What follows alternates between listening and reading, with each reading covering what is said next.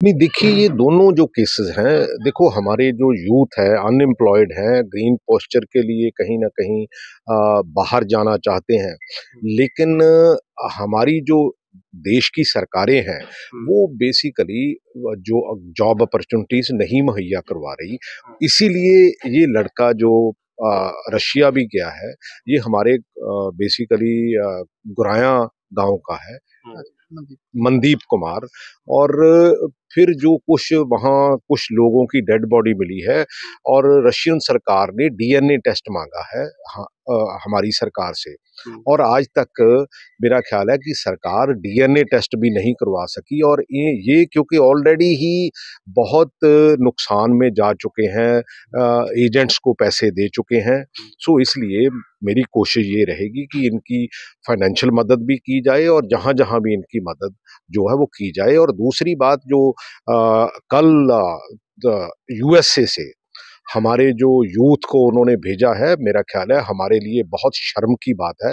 हमारी जो government of India है, उनको इसके ऊपर ऑब्जेक्ट करना चाहिए था, क्योंकि कंबोडिया का प्रेसिडेंट अगर सिविलियन प्लेन भेज के अपने देश के नागरिक वापस बुला सकते हैं, तो हमें क्या प्रॉब्लम है।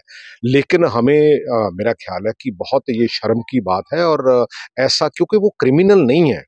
और मेरा ख्याल है कि जो भगवंत मान है वो कह रहा था कि हम तो जो है वो रिवर्स माइग्रेशन कराएंगे।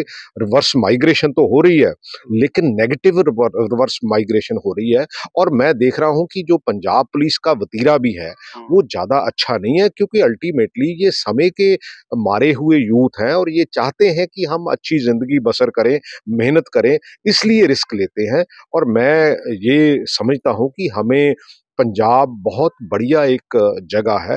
हमें इसको लॉन्ग टर्म देखते हुए, हमें इसको विजुलाइज़ करते हुए, हमें इसको आगे बढ़ाना होगा, क्योंकि हमारा यूथ हम ऐसे इनको जो है वो किसी की मर्ज़ी के ऊपर नहीं छोड़ सकते। मनदीप कुमार जिनके भाई वो रशिया में फँसे, वो आपके पास पहुँचे, तो आपकी तरफ से क्या आर्थिक मदद की जा रही है? ये देखो, मैं जो भी फाइनेंशियल मदद बिल्कुल करूँगा। और जहाँ-जहाँ इनकी और भी कहीं मदद होगी तो मैं डेफ़िनेटली तो अभी क्योंकि इन्होंने कहा भी है कि इनके पास रुपए नहीं है, तो कुछ रुपए दिए जाएँगे करूँगा। हाँ, आपकी तरफ से? डेफ़िनेटली मैं इनकी फाइनेंशियल मदद बिल्कुल करूँगा। तो अभी कैसे देखते हैं क्योंकि डेड बॉडी मिली है, डीएनए भी इनको दिल्ली में करने के लिए बुलाया गया है। देखो, जो गवर्नमेंट की फॉर्मेलिटी है उसमें तो बहुत कुछ प्राइवेटली किया नहीं जा सकता, बट जहाँ जहाँ कर सकते हैं बिल्कुल करेंगे। तो आपकी तरफ से अगर पूछा जाए तो जैसे अमेरिका में जो हुआ है, आप बीती भी कई लोगों ने सुनाई है, तो इसमें देखते हैं क्योंकि उन्होंने बताया कि जंजीरों से उन्हें पैरों में डाली गई और हाथों में हथकड़ियाँ डालकर यहाँ लाया गया। तो एक तरफ देखो, तो ये बेसिकली इनह्यूमन बिहेवियर है रशिया यूएसए का। और मेरा ख्याल है कि हमारी सरकार को, हमारे देश की सरकार को इसके ऊपर ऑब्जेक्ट करना चाहिए। और जो लोग वापस आए हैं, हुँ, उनके लिए कहीं न कहीं रिहैब करके हमें उनको जो है वो कहीं न कहीं उनके साथ खड़े होना चाहिए, क्योंकि अगर बच्चे टूट जाएँगे, अगर नौजवान टूट जाएँगे, तो अल्टीमेटली वो हमारे ही देश का नुकसान है, हमारे देश का सरमाया है। मतलब देखते हैं कि दोनों देशों की तरफ से भारतीयों को ही जो मार पड़ रही है। देखो नंबर है, देखो जो हमें मानना चाहिए वो मानना चाहिए। और मोदी जी कहते थे कि हम साल की 2 करोड़ जो है वो जॉब अपॉर्च्युनिटीज़ देंगे, लेकिन ऐसा कुछ नहीं है। भगवंत मान जी बहुत चेंज के लिए लेके आए थे, ऐसा कुछ है नहीं। और खेती भी आज की तारीख में हमारा जो वो लाहे का धंधा नहीं है। सो बहुत सी ऐसी प्रॉब्लम्स है, टेक्निकली हम हमारी जो एजुकेशन है उसमें सुधार लाने की ज़रूरत है, ये सारी प्रॉब्लम्स हैं। लेकिन अनफॉर्च्यूनेटली जो सरकारें हैं वो ज़्यादा सोशल मीडिया पे बात करती हैं, अदरवाइज़ नहीं। इलेक्शन को लेके कैसे देख रहे हैं? क्योंकि 8 तारीख को रिजल्ट आने वाले, वोटिंग हो चुकी है। तो उम्मीद है कुछ कांग्रेस क्योंकि भगवंत मान तो कह रहे हैं कि कांग्रेस पहले भी ज़ीरो में थी, अब भी ज़ीरो में है। देखो, मैं ज़्यादा उसके बारे में कमेंट नहीं कर सकता, लेकिन मेरे को ये लगता है कि हमारी जो परसेंटेज वोट है ज़रूर बढ़ेगी। नहीं, जो भगवंत मान बार-बार बोल रहे हैं कि कांग्रेस पहले भी ज़ीरो रही और अब भी ज़ीरो रहेगी, उन्हें कोई फ़र्क नहीं पड़ेगा। कोई कोई ऐसी, देखो भगवंत मान बहुत सी चीज़ें कहता है, जो सारी सुबह से लेके शाम तक कहता है वो पूरी कर लेता है कहीं। तो लग रहा है कि दिल्ली में किसकी सरकार बनेगी? कुछ देखो आइडिया? देखो ज़्यादा आइडिया नहीं है, क्योंकि जो सर्वे है वो कोई कुछ बीजेपी को दिखा रहे हैं, कुछ आम आदमी को पार्टी को दिखा रहे हैं। ये ठीक है कि कांग्रेस को नहीं दिखा रहे हैं, इसमें कोई दो राय नहीं। हमारी तो लड़ाई मेरा ख्याल है 5-7-10 सीटों पे है। तो बाकी तो जो पार्टी है वो बेसिकली परसेंटेज बढ़ाने की कोशिश में लगी हुई थी। जगदीप जी, आप आज कांग्रेस विधायक प्रगट सिंह से मिले हैं, क्या बातचीत हुई है, क्या कहा गया है? बेसिकली मैं आज उनसे स्पेशली इसलिए मिलने आया था क्योंकि मेरे को आर्थिक तौर पे बाहर जाने के लिए हेल्प की ज़रूरत थी। हाँ। तो इसलिए मैं उनसे आज स्पेशली मिलने आया था। उन्होंने मेरे को आज अपनी ओर से 50,000 की जो है आर्थिक तौर पे हेल्प करने की उन्होंने बात कही है मेरे को। हाँ। तो कहीं न कहीं उन्होंने कहा है कि जितनी भी मेरी तरफ से हेल्प हो सकती है मैं डेफ़िनेटली करूँगा। आर्थिक तौर पे ही नहीं बल्कि पुलिस प्रशासन की ओर से अगर कुछ भी उनको ज़रूरत पड़ेगी तो वो भी वो करेंगे। तो उससे पहले आप संत उनसे मिले थे अपने सीचेवाल से, हाँ जी। तो उस समय भी क्या बातचीत हुई और आज जो आपको कांग्रेस विधायक के पास आना पड़ा?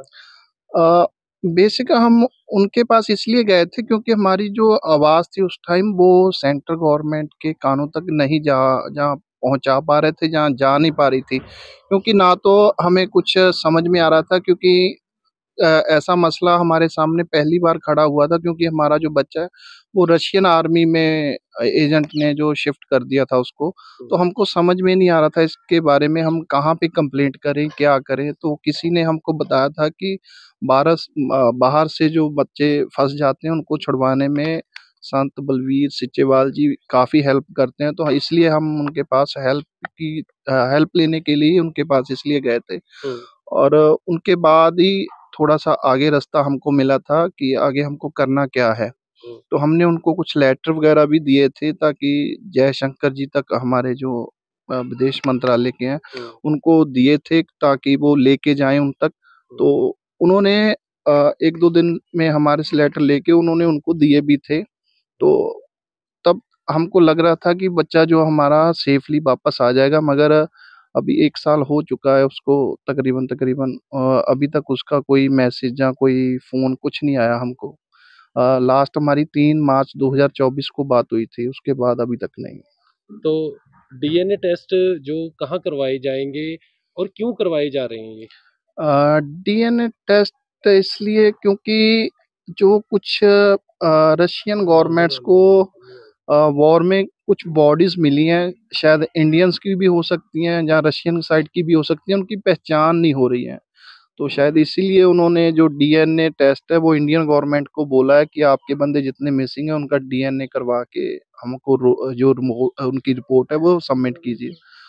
तो जब इन्होंने हमको बोला था डीएनए करवाने के लिए तो हमने विदेश मंत्रालय से साफ-साफ मना कर दिया था कि हम टेस्ट नहीं करवा सकते क्योंकि ये टेस्ट की कीमत जो है 20 से 25,000 है, वो हम नहीं करवा सकते क्योंकि हम पहले ही आर्थिक तौर पे और मानसिक तौर पे परेशान हैं।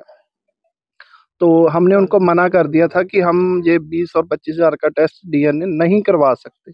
तो ये हमको केंद्र सरकार करवा के दे, चाहे आप करवा के दो। इसमें हेल्प माँगी थी हमने उनसे। तो इसको मद्देनज़र रखते हुए उन्होंने हमको कल फ़ोन करके बताया अभी कि आपके जो टेस्ट हैं वो दिल्ली एम्स हॉस्पिटल में हो जाएँगे 3-3 4-4 के ग्रुप में, सभी फैमिलियों के। तो कितने लोगों के डीएनए टेस्ट होंगे? अभी टोटल 13 फैमिलीज़ हैं, जो मेरे कॉन्टैक्ट में हैं, जो मैंने एक ग्रुप बना रखा है, वो उसके ज़रिए हम 13 फैमिलीज़ हैं, जो बारी-बारी जाके वहाँ पे करवा लेंगे। उम्मीद है कि डीएनए टेस्ट जो किए उसके बाद आपने रशिया भी जाना है। बिल्कुल। तो उम्मीद है आपका भाई सही सलामत वापस होगा या कहीं न कहीं असमंजस की स्थिति है? कुछ ना कुछ डर तो नहीं है? अभी कुछ बेसिक तौर पे अभी कुछ नहीं बोल सकता क्योंकि अभी 1 साल हो चुका है। अभी उधर जाके क्या हालात बनते हैं, कैसी गवर्नमेंट से आगे उनका रिएक्शन क्या है, जहाँ कैसी वो हमारी हेल्प करते हैं, वे ये तो उधर ही जाके पता लगेगा, इधर मैं कुछ नहीं बोल सकता। बाकी अपनी तरफ से मैं कोई कोशिश नहीं छोड़ रहा हूँ। अपनी तरफ से जितनी कोशिश हो रही है, मैं सभी कोशिश करने में लगा हुआ हूँ। तो अभी प्रगट सिंह उन्होंने मिले हो, हाँ अब जी। क्या आगे रणनीति देख रहे हो? कुछ नहीं, इनसे अभी आर्थिक तौर पे जो उन्होंने मेरी हेल्प की है, उससे मेरी बाहर जाने में जो है बेसिक ज़्यादा हेल्प हो जाएगी क्योंकि मेरे को आर्थिक तौर पे जो मेरी बहुत इस टाइम मंदी कंडीशन, मेरी जो हालत बहुत अपनी ख़त्म हो चुकी है इस टाइम, कह दिए ख़राब हो चुकी है। तो उसमें इन्होंने मेन जो है एक हेल्प मेरी तरफ हाथ बढ़ाया, जो पहला हाथ आया मेरी तरफ अभी तक। पंजाब सरकार या केंद्र सरकार की तरफ से कुछ आर्थिक सहायता मिली? हम लोग सभी जो 13 बंदे फैमिलीज़ हैं, हमने बार-बार केंद्र सरकार से भी हेल्प माँगी थी और अपनी-अपनी स्टेट गवर्नमेंट से भी बार-बार मिलने की कोशिश या हेल्प माँगने की कोशिश करते रहे, मगर अभी तक किसी ने हमारी बात ही नहीं सुनी है। ना हमारी तरफ कोई हेल्प का हाथ बढ़ाया है और ना ही स्टेट गवर्नमेंट ने कोई ऐसा कदम बढ़ाया है जिनके बच्चे बाहर फँसे हैं, कम से कम बिठा के उनकी बात ही सुन लिया जाए। ऐसा कुछ नहीं हमको लगा। ना ही उन्होंने हमारे साथ अभी तक कॉन्टैक्ट किया है। तो हम अभी अपने तौर पे तो जो रशिया कब तक जा रहे हैं आप? रशिया हम डीएनए करवा के उसके 2-3 दिन बाद हम आस पूरी है कि हम निकल जाएँगे यहाँ से।